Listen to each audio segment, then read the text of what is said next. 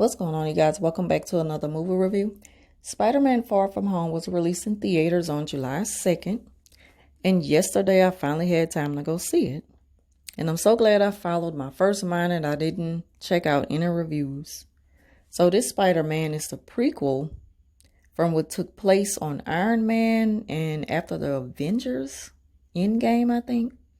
So Peter Parker, he takes a class trip to Europe when Nick Fury contacts him about a mission to take out these giant water and fire elements that are trying to wipe out humanity. So Nick met with Peter to give him a gift from Tony Stark, which is the glasses that he wore to contact Edith, the robotic voice that'll guide him through his missions at his request or whatever. And then here comes a giant water element named Hydro Man. He's coming to wash out the city, and then out of nowhere comes this black flying cape with a large green crystal ball for a head to take down the water villain. So Peter learns that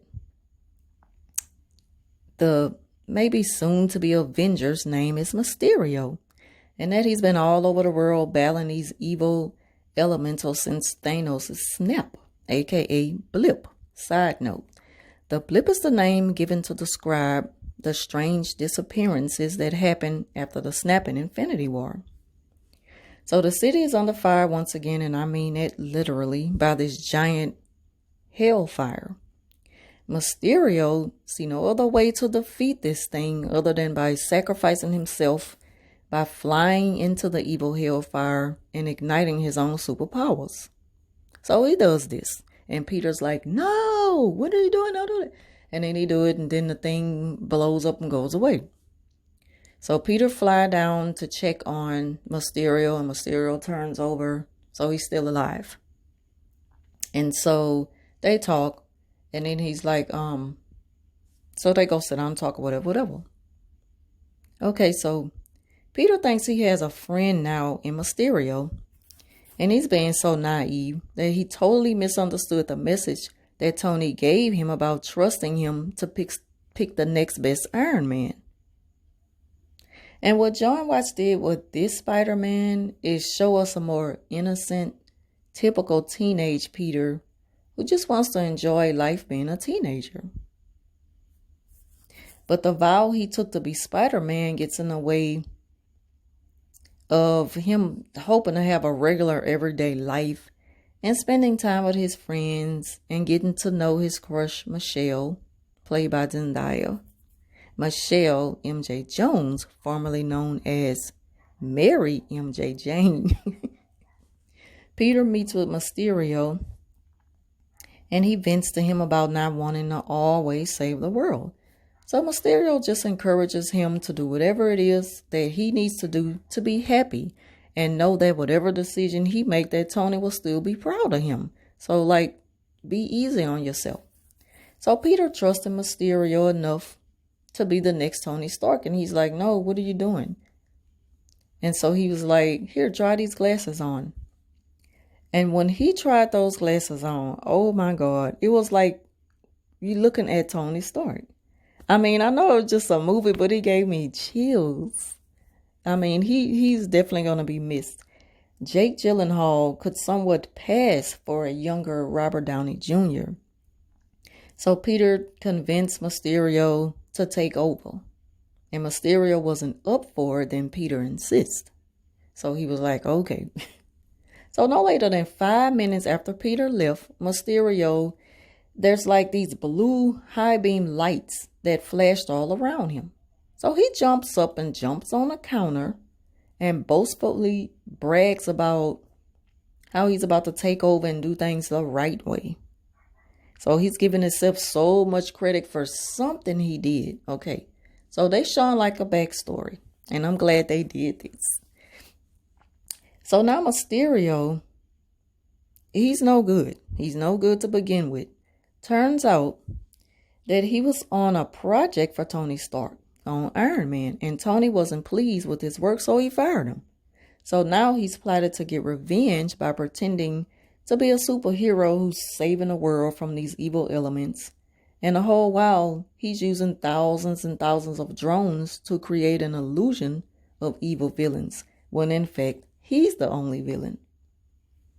So Peter finally gets to take MJ on this date. He's finally getting a chance to spend some time with her, because it's like every time he plans on just saying 2 words to her, something interrupts him, something comes up, and he got to go on another mission.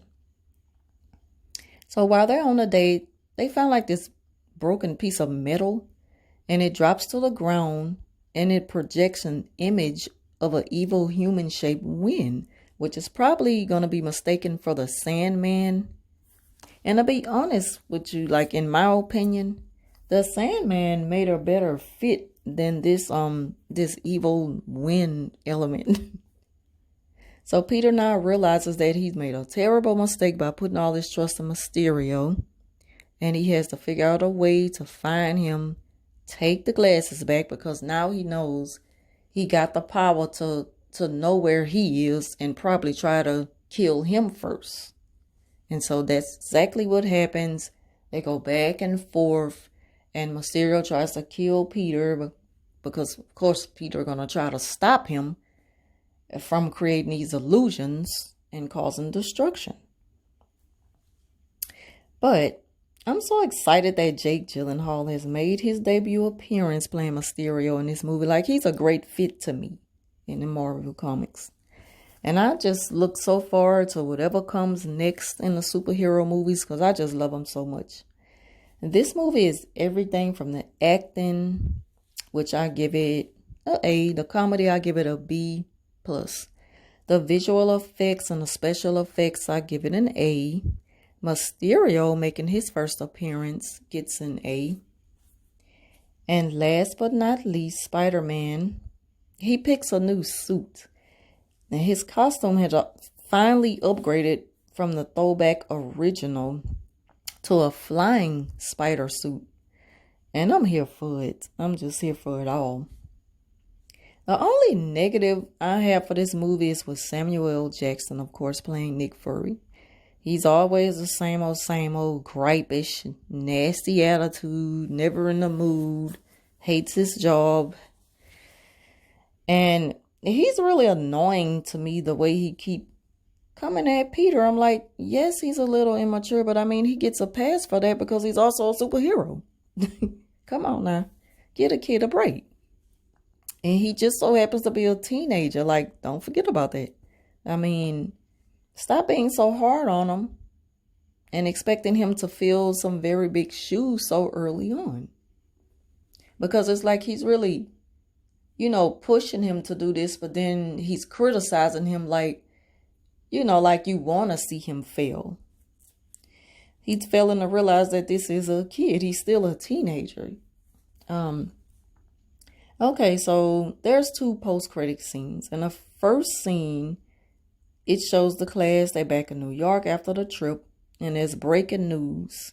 And when there's breaking news in New York, and you can see it when you're in downtown New York or wherever, and it's like screens up above, and the large, I don't know, I've never been to New York, but y'all know what I'm talking about. And so there's breaking news, and turns out that Mysterio's last words exposed Spider-Man as Peter Parker, and my mouth was wide open like, what the hell? And then it went back to the critics. So we're still sitting there waiting on another scene. And I knew it was going to be 2 because I Googled it. Like, that's the only thing I looked up. So the second scene was very confusing to me. So forgive me if I can't explain it. But it just sounds like Mysterio was pretending to be Nick Fury or something. It's like, I don't know. Then they showed these 2 people in a car. One of them sound like Nick. And they look like reptiles, alien type creatures or whatever. I don't know. It confused me. So if anybody can explain the 2 post-credit, well, really the second credit scene at the very, very end of the movie, please leave that down in the comments section. I would really appreciate it. I was just so confused by that. And then they show like Nick Fury, he got like this illusion in the front of him, like if he's on a beach taking a vacation. So I'm like, yeah, Mysterio is still alive and well. and coming back with a vengeance. So I love post-credit scenes because it sets us up for the next movie. So like I say, I really enjoyed this movie. If y'all like this review, please give it a thumbs up and leave your thoughts down below. And as always, thank y'all for watching, and I'll talk to you soon.